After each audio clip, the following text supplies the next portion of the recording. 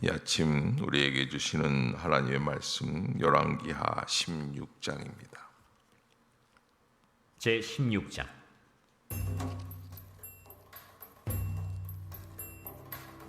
르말레의 아들 베가 제 17년에 유다의 왕 요담의 아들 아하스가 왕이 되니, 아하스가 왕이 될 때 나이가 20세라. 예루살렘에서 16년간 다스렸으나 그의 조상 다윗과 같이 아니하여 그의 하나님 여호와께서 보시기에 정직히 행하지 아니하고 이스라엘의 여러 왕의 길로 행하며 또 여호와께서 이스라엘 자손 앞에서 쫓아내신 이방 사람의 가증한 일을 따라 자기 아들을 불 가운데로 지나가게 하며 또 산당들과 작은 산 위와 모든 푸른 나무 아래에서 제사를 드리며 분향하였더라. 이때 아람의 왕 르신과 이스라엘의 왕 르말랴의 아들 베가가 예루살렘에 올라와서 싸우려 하여 아하스를 에워쌌으나 능히 이기지 못하니라. 당시에 아람의 왕 르신이 엘랏을 회복하여 아람에 돌리고 유다 사람을 엘랏에서 쫓아내었고 아람 사람이 엘랏에 이르러 거기에 거주하여 오늘까지 이르렀더라.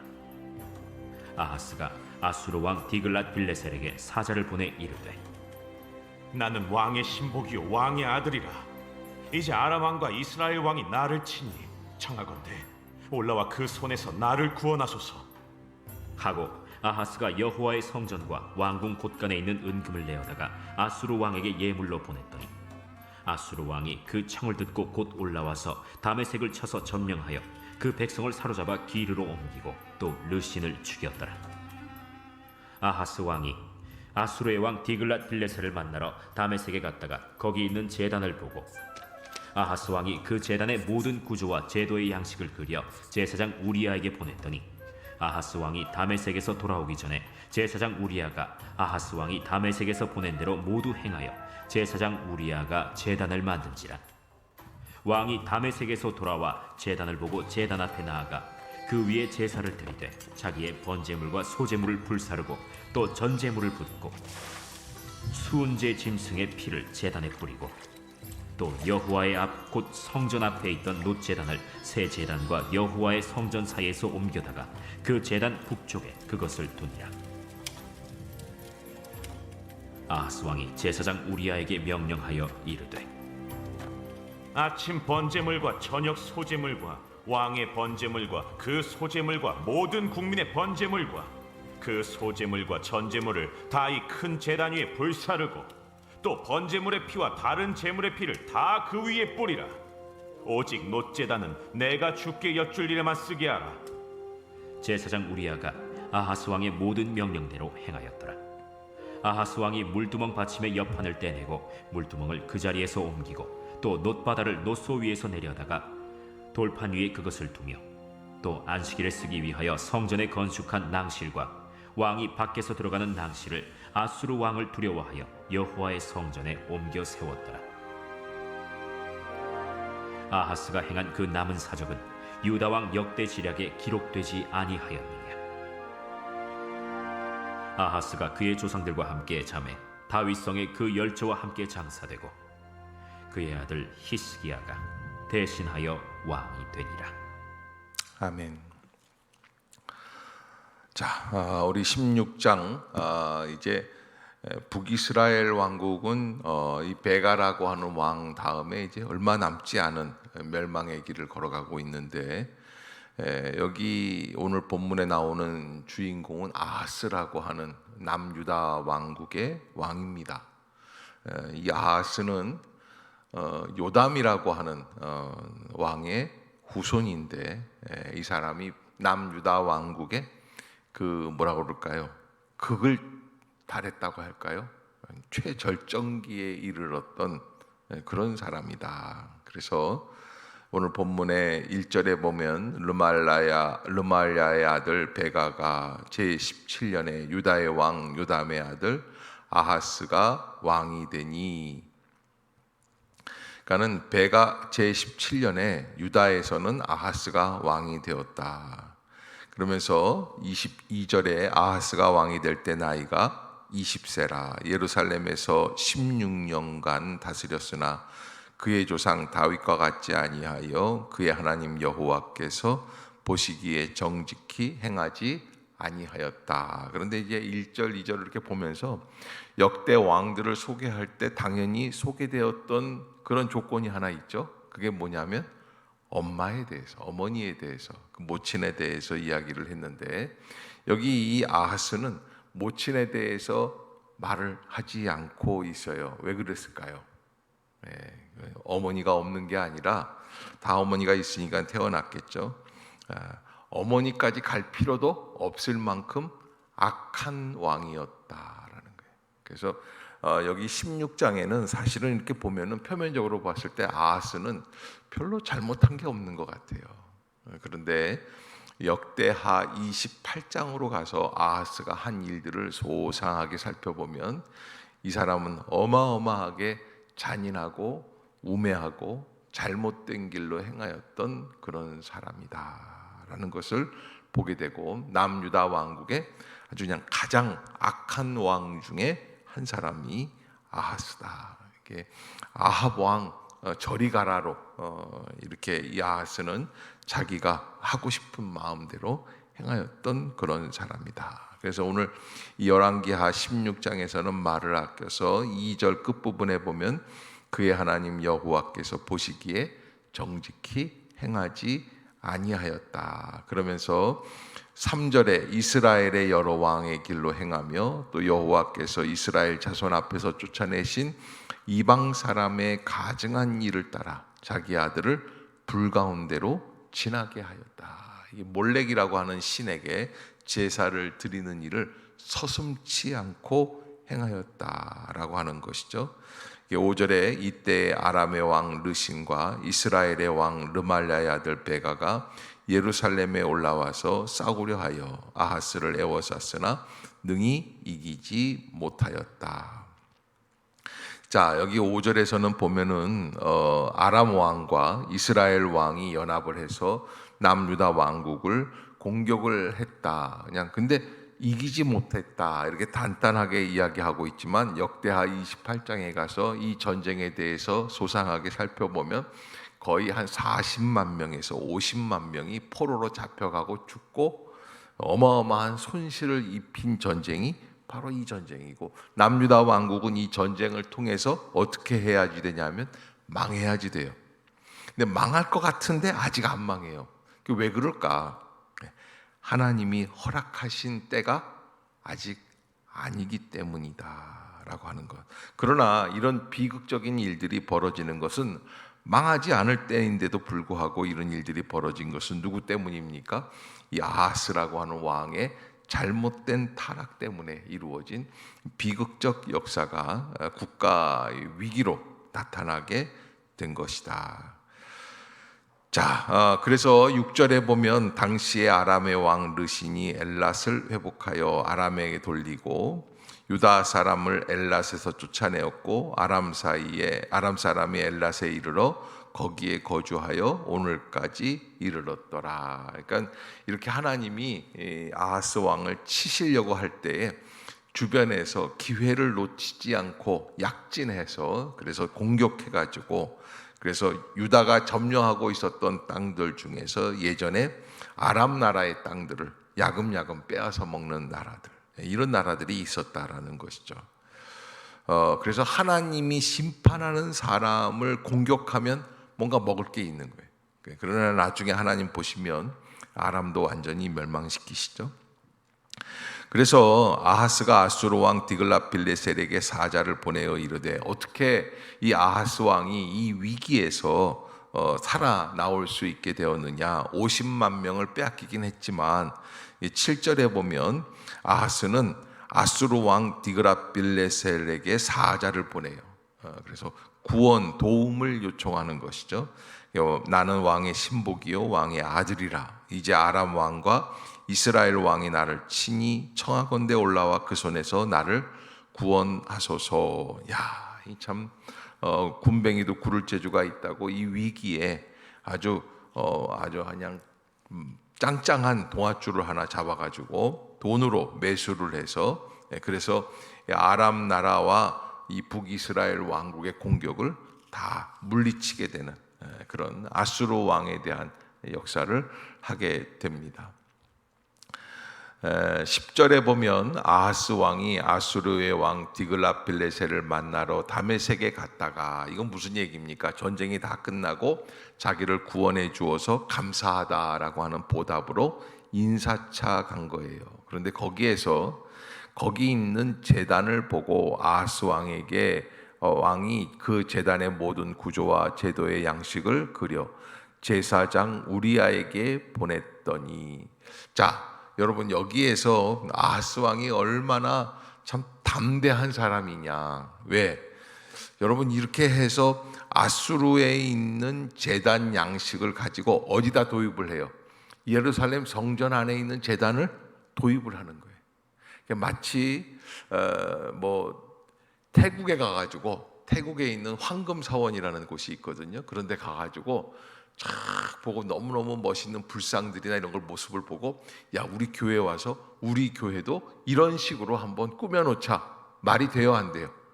말이 안 되지. 그거 한 거예요. 이 사람이 얼마나 죄악 가운데에서 하나님에 대한 신앙의 의식이 없고 죄를 지을 때 담대하게 하느냐라는 거예요.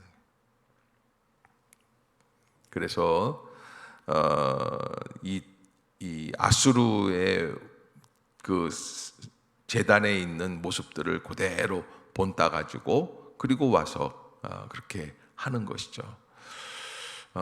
그리고서는 12절에 보면은 본만 딴 것이 아니라 왕이 다메섹에서 돌아와 제단을 보고 제단 앞에 나아가 그 위에 제사를 드리고 자기의 번제물과 소제물을 불사르고 또 전제물을 찾고 수은제 짐승의 피를 제단에 뿌리고, 그렇게 해서 쭉 이것을 그렇게 했던 그런 거를 하고, 그리고 성전 앞에 본래 있던 놋제단은 옮겨다가 북쪽에다가 그것을 두었다. 그러면서 15절에 보면 왕과 제사장이 이게 완전히 함께 세트로 잘못된 일을 저지르는 거예요. 아하스 왕이 제사장 우리아에게 명령하여 이르되 아침 번제물과 저녁 소제물과 왕의 번제물과 그 소제물과 모든 국민의 번제물과 그 소제물과 전제물을 다 이 큰 제단 위에 불사르고 또 번제물의 피와 다른 제물의 피를 다 그 위에 뿌리라. 오직 놋제단은 내가 주께 여쭐 일에만 쓰게 하라. 백성이 드리는 모든 제사를 아수르에서 도입해온 큰 제단에서 다 드리라는 거예요. 이거를 온 나라를 다 어떻게 하는 겁니까? 타락하게 만드는 역사였다. 또 제사장 우리아는 16절에 보면 아하스 왕의 모든 명령대로 행하였더라. 여러분 참 이상한 게 죄악에 빠른 사람들이 있어요. 순종하지 말아야 될 것에 철저하게 순종하는 모습들. 이것이 멸망의 지름길이고 하나님의 진노를 드러내게 하는 일들이다. 17절. 그래서 아하스 왕이 어떻게 하느냐, 물두멍 받침의 옆판을 떼내고 물두멍을 그 자리에서 옮기고 놋바다를 놋소 위에서 내려다가 돌판 위에 그것을 두며, 이 여러분 하나님께서 이 제단, 놋제단을 만들고 물두멍을 만들고 놋바다를 만들고 하는 이 모든 양식들은 어떻게 해서 세워진 겁니까? 처음에 하나님께서 모세에게 영감을 주셔서 그 비전을 통해서 만들어내게 된 거예요. 하나님의 철저한 계시를 통해서 만들어내게 된 거예요. 그런데 이것들을 다 없애버리는 거예요. 그리고 모양을 다 바꿔버리는 거예요. 그리고서는 이제 18절에 안식일에 쓰기 위하여 성전에 건축한 낭실과 왕이 밖에서 들어가는 낭실을 왜 그랬느냐, 이런 일들이 왜 행했느냐, 18절에 보면 아수르 왕을 두려워하여 여호와의 성전에 옮겨 세웠더라. 이 아수르 양식대로 아수르 왕 디글라필레셀이 무슨 핑계를 잡을까 또 걱정이 되고 두려워서, 이게 우리는 아수르 왕이 하고자 하는 모든 모습대로 그대로 지금 하고 있습니다 라는 것을 보여주기 위해서 그렇게 했다는 것이죠. 그렇게 해서 역대하 28장에 가보면 이 아하스 왕이 행한 모든 죄악의 역사들, 너무 이상한 일들을 많이 벌렸다라고 하는 것입니다. 그것을 이렇게 기록을 하고 있어요.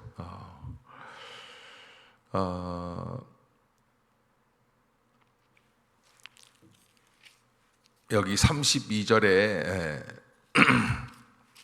32절이 아니라 그래서 이렇게 아하스가 행한 일들 이 19절에 보면은 차마 여기는 다 기록하기가 어렵지만 역대하 28장에 가보면 있다라는 말씀을 19절에 했고요. 20절에 보면 아하스가 그의 조상들과 함께 자매 다윗성에 그 열조와 함께 장사되고 그의 아들 히스기야가 대신하여 왕이 되니라. 이게 도저히 감당할 수 없는 사람인데 37살에 죽었어요.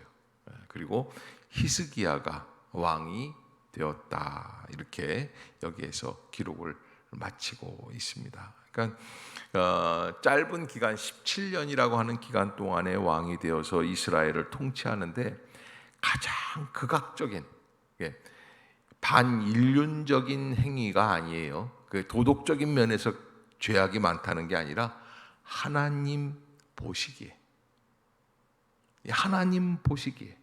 그래도 이 사람은 큰 위기 가운데 나라를 구했잖아요. 그러나 그런 거 다 필요가 없어요.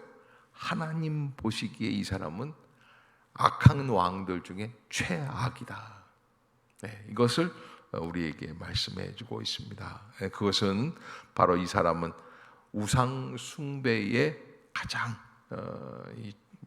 최고치를 달했던 남유다 왕국에서, 그래서 역대하 28장을 보면은요, 이 사람이 초창기부터 어떻게 우상 숭배를 했는가라는 것들이 쭉 기록되어 있어요. 28장을 제가 잠깐만 좀 읽어 드릴게요. 아하스가 왕위에 오를 때 나이가 20세라 예루살렘에서 16년 동안 다스렸으나 그의 조상 다윗과 같지 아니하여 여호와 보시기에 정직하게 행하지 아니하고 이스라엘 왕들의 길로 행하여 바알들의 우상을 부어 만들고 흰놈의 아들 골짜기에서 분향하고 여호와께서 이스라엘 자손 앞에서 쫓아내신 이방 사람들의 가증한 일을 본받아 그의 자녀들을 불사르고 또 산당과 작은 산 위와 모든 푸른 나무 아래서 제사를 드리며 분향하였다.